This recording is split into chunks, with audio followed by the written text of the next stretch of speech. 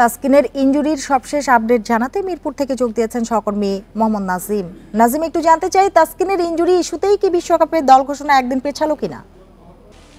হ্যাঁ, সেটা আসলে নিঃসন্দেহে বলাই চলে। কারণ হচ্ছে গতকালকেই কিন্তু বিসিবি সভাপতি নাজমুল হাসান পাপন জানিয়ে দিয়েছিলেন অনেকটা যে না, আজকেই দল ঘোষণা করা হবে এবং বিশ্বকাপের যে টাইগারদের সেরা 15 সেটা কিন্তু জানা যাবে।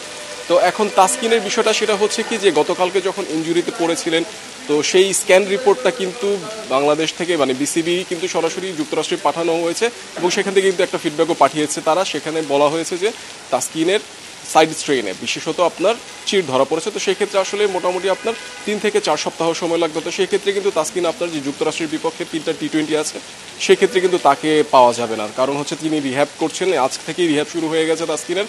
তো সেই ক্ষেত্রে এখন বলা চলে যে কালকে যে বিশ্বকাপ দল দেওয়া হবে বিসিবি জানিয়েছে সেটা হচ্ছে তাসকিনকে রেখে কিন্তু বিশ্বকাপ দল ঘোষণার সম্ভাবনা বেশি এবং পাশাপাশি আরেকজন পেসার ব্যাকআপ হিসেবে কিন্তু নিয়ে যাওয়া হবে। সেক্ষেত্রে আপনার তানজিম সাকিবের যাওয়ার সম্ভাবনা একটু বেশি জোরালো বলাই চলে। কারণ হচ্ছে যে আপনার ইনজুরিতে আপনার বিশ্বকাপে যদি মোটামুটি তাসকিনের ইনজুরিটা যদি পরবর্তীতে আরও বেশি খারাপ অবস্থায় যায়, তখন কিন্তু আপনার বিসিবির কাছে যে একটা অপশন আছে সেটা হচ্ছে আপনার তানজিম সাকিবকে নিয়ে গিয়ে আপনার পরবর্তীতে সেই ঘাটতি পূরণের একটা চেষ্টা থাকবে। তো সেক্ষেত্রে আসলে বাংলাদেশ বিসিবি এখন পর্যন্ত অপেক্ষা করছে যে কাল কিন্তু সরাসরি জানানো যাবে যে না, বিসিবি এই বাংলাদেশের যে বিশ্বকাপের যে জন্য যে দল দেওয়া হবে টাইগারদের সেরা 15 তারা কারা যাবে। এখন সেক্ষেত্রে আপনার তাসকিনের জন্যই যে কিন্তু অপেক্ষায় আজকেই যে যেমনটা দল ঘোষণা করার কথা ছিল সেটা কিন্তু হয়নি।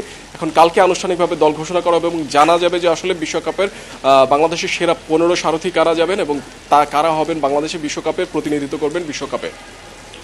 মোহাম্মদ নাজিম, আপনাকে অনেক ধন্যবাদ আমাদের সাথে যোগ দেওয়ার জন্য।